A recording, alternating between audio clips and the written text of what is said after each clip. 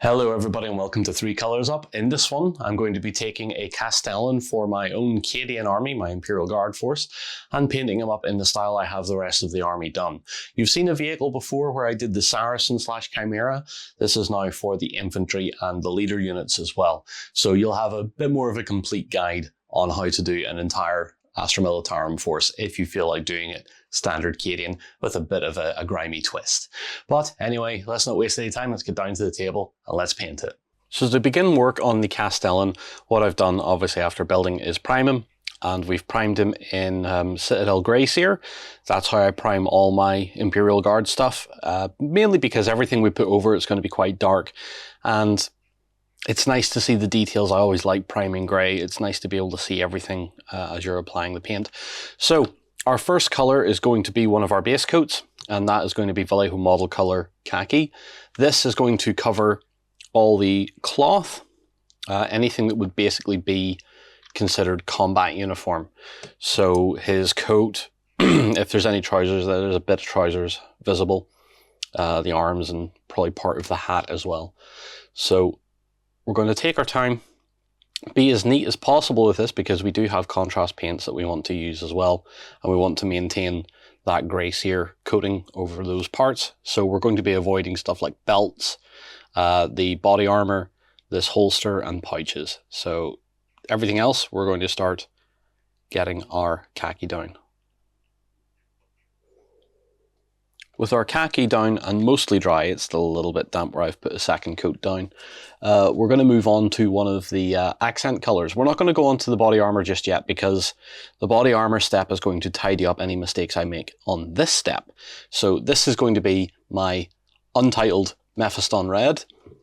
So this is our Citadel Mephiston Red, and that is going to be for the trim on his uniform as well as the sash that's around his waist and under his belt. So it's just going to be a case of going in there and just very carefully picking out those details. And if we need to tidy them up, we can just go back over them with our base colours.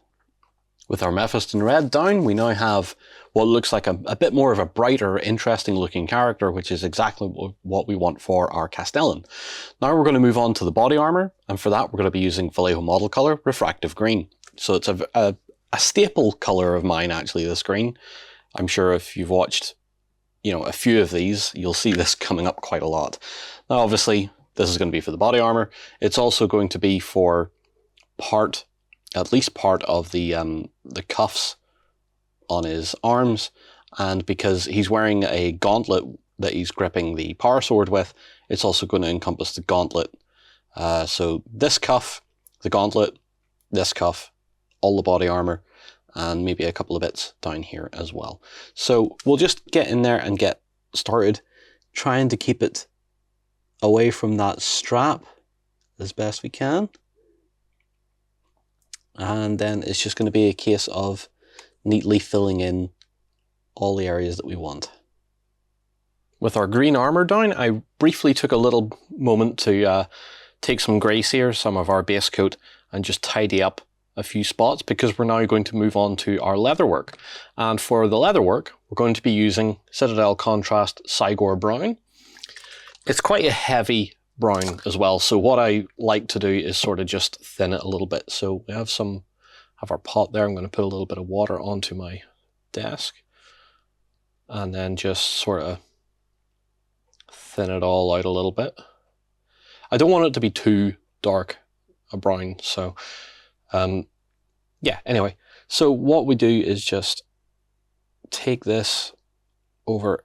We can take this over everything because the only other contrast we're using is black, and everything else is a subsequent step that will go over the top of this if we make any mistakes. So just a case of going over everything that we're going to make leather. With the leather now done, let's have a little look, and what we get is this nice sort of used leather appearance to it, a little bit of dark lining around the edges. So all that is taking the contrast paint down off the edge of the piece and just onto that other colour, and that just lines that a little bit better. So if you don't feel like doing the AK interactive step that we're going to be doing later on, you can always change things up a little bit by putting the likes of Agrax or Shade onto the rest of the model, and this lining will sit there quite nicely and still give you quite an interesting looking figure. Now, with that done, we have a couple more things that we need to do. So first off, we're going to do some metallics, and we're going to use Air Leadbelcher for this. Definitely one of my staples now. It's definitely become more of a staple. So the idea for this is we're going to paint the belt buckle, but we're going to put gold onto the Aquila. Up here, we're going to do the little buckle here on his that strap that goes down to the pistol holster, and just anything else that we need. Now, we're not going to do the sword blade yet. We're going to do that as one of the finishing steps once we've put my AK interactive wash down. With our silver now done, it's time to move on to our next colour, and that is going to be for our gold. And the gold we're going to use is Balthasar gold. So it's a nice heavy base colour. So hopefully this needs a bit of a shake, but this will probably, I think it is. Yeah, this is the last sort of base coat step we're going to be using a normal paint on. After that, we've got one more contrast paint, and then we're on to our AK wash. So as before, same with the other metallic step, we're just picking out a few parts that we want to cover. We're not going to be touching the sword blade again, obviously, so we're going to be doing the hilt and the sort of more decorative parts of his uniform. So, for example, we're going to go up here and start to paint in on the sword, onto that handguard, and then just work our way around and pick out everything else that we want.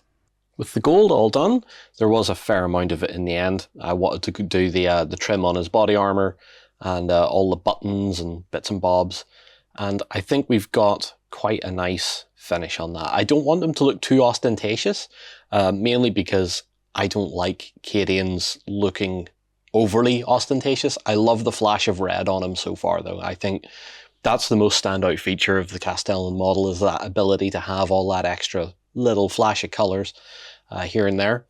The next step then is our last contrast paint, and for that we're going to be using Black Legion, and that's going to be for his boots, the singular glove, the peak of his cap, and I believe the wire or the cable coming out the bottom of the power sword. So pretty straightforward, pretty simple. Nothing too taxing. What I am going to do though is thin it a little bit for the glove, because I don't want it to just be a pure deep black. I want it to have a little bit of that grey Seer coming back through. So when you thin it a little bit, you do get a little touch of the grey coming back through, and that just makes it a little less lost in amongst all the drab. So with that, keeping that nice and thin, making sure that we get into all the recesses that we need. That should settle and dry quite nicely. Then what we can do is just take Black Legion neat and start to colour in the other parts. So particularly the opening of the sword scabbard. So we can just work it in there. Make that actually look like a recess. And then we can go on to our other details. So we'll do the pipe or the cable. I keep calling it a pipe. I shouldn't call it a pipe. It is a cable. With the black now down, what I've gone ahead and done is give the entire model a coat of satin varnish. And I've done that for two reasons. One, I've went ahead and added a few decals just to the shoulder and to one of his parts of his sash, just little campaign badges or whatever, as well as the Cadian gate. And that is to help seal that down. The other reason is that I've learned over time that the AK Interactive Wash does tend to tint the paint. So if I want him to look a little more standout-ish, a little less dirty, this little barrier of varnish will help retain the base colors a little bit better than if we just put it over the paint. So we're going to move on to our wash now, which is our AK Interactive Dark Brown. It's my favorite. It just works really well for pretty much every application I've put it to so far, and there is no reason to think otherwise. So I'm going to put that onto a brush, and just going to make sure that it's good enough, and then the entire model is going to get a coat of this. So just to work it onto the model, move it around, let it get into all the nooks and crannies. We're not going to go as heavy as we usually do, I don't think. I don't necessarily think that we need to go too heavy this time, but we're going to go heavy enough that it's going to get into all the recesses and it's going to settle where we want it to. After this, we're going to let it dry, and then we can start working it back off the model and start working it into the areas that we want it to go. So focus on this, and then when it's dry, we'll come back and start moving it around. Now that we've given time for our AK wash to dry, it's now time to start moving it around and removing some of it. So what I have in the background here is some AK Ouderless thinner and a broad brush. So what I'm going to do is dampen said brush, take off some of the excess, make sure it's just damp and not soaking. And then what we're going to do, if you haven't seen this before, is use our brush to reactivate the wash and move it around the model. And then what I'm going to do is just swipe some of it away and then take the excess off on my hand and just work around the miniature like this. With the removal of the wash done and the Ouderless thinners mostly dried away, we now have our Castellan looking a lot more interesting. So what we need to do next is the face and the sword blade. So we'll start with the sword blade, and for that we're going to be using Air Runefang steel. This is a nice bright silver, and this is just going to be another base coat. So we'll just take some of that out of the pot, not be too fancy about this, and what we'll do is just give it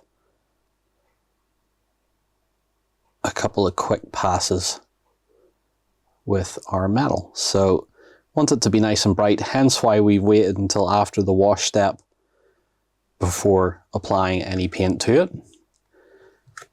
So let's just make sure we get both sides. And because we have the grey Seer as the base colour, the Runefang steel is looking nice and bright, so we're not having to paint necessarily multiple layers over again and again and again and then messing it up, whereas one coat is generally going to do the trick. So with that done, we're then going to move on to our face. And the base coat for the face is going to be Flayed 1 Flesh, so quite a bright skin colour, but not a very pink layer. It's going to be quite a pale sort of skin going forward. I'm going to take our brush with a little bit of water on it. Just thin it out enough, and then we're going to paint the face.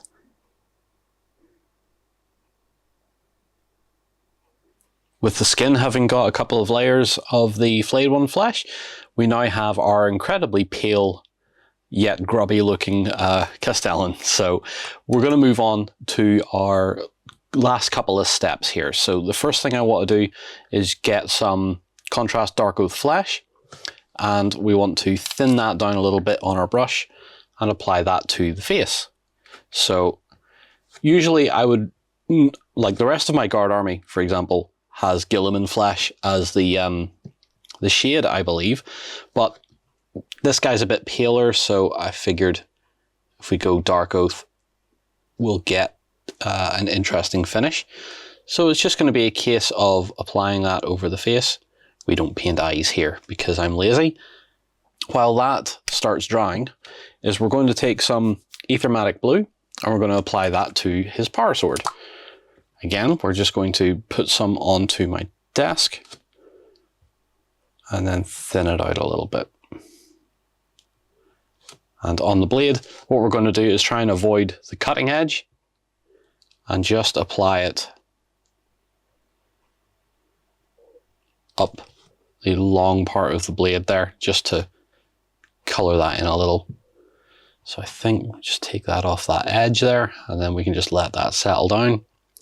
Maybe remove some of the contrast that's gathering at the bottom here a little bit, because it is gathering a bit heavy. Looks alright, it's just enough of a tint there. And then on the other side, do the exact same thing. So again, avoid the cutting edge, work around this wire, and then just up and back down again.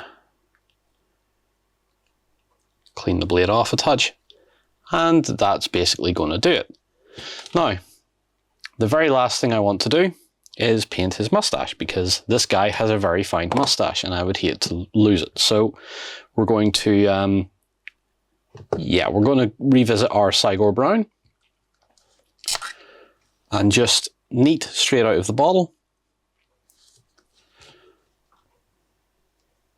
We're just going to touch in the moustache. I think that's going to do.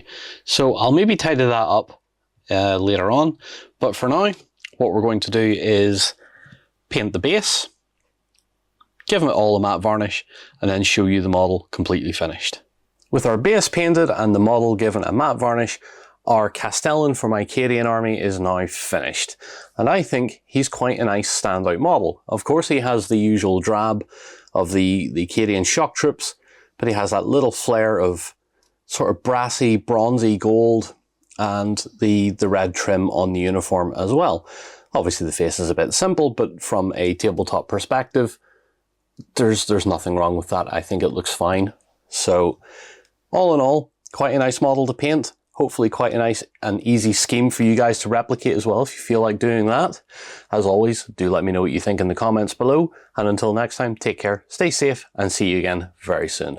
Go ahead and check out our other content on screen now. And while you're at it, why not hit subscribe and remember to ding our dong. Go on, you know you want to click it. Go on.